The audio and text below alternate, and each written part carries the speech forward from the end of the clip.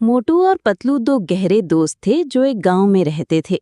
मोटू थोड़ा सा मोटा और खाने पीने का शौकीन था, जबकि पतलू दुबला पतला था और ज़हीन और चालाक। दोनों हमेशा साथ खेलते, हंसते और एक दूसरे की मदद करते। एक दिन वो दोनों जंगल की सैर पर निकले। चलते चलते वो बहुत दूर निकल गए और रास्ता भूल गए। रात होने लगी और अंधेरा छा गया। मोटू डरने लगा और बोला, पतलू, अब क्या करें? मुझे तो बहुत डर लग रहा है।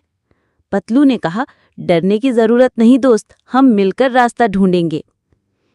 इसी दौरान एक शेर की दहाड़ सुनाई दी।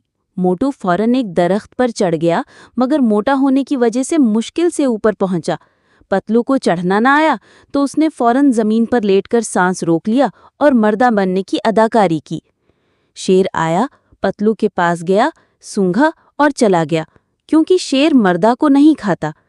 जब शेर चला गया तो मोटू नीचे उतरा और बोला, पतलू, शेर तुम्हारे कान में क्या कह रहा था? पतलू मुस्कुराकर बोला, ये कि अच्छे दोस्तों को मुश्किल वक्त में अकेला नहीं छोड़ना चाहिए। कहानी से सबक: सच्ची दोस्ती वही है जो मुश्किल वक्त में साथ दे। दोस्त को कभी मुश्किल में तन्हा न छोड़ो।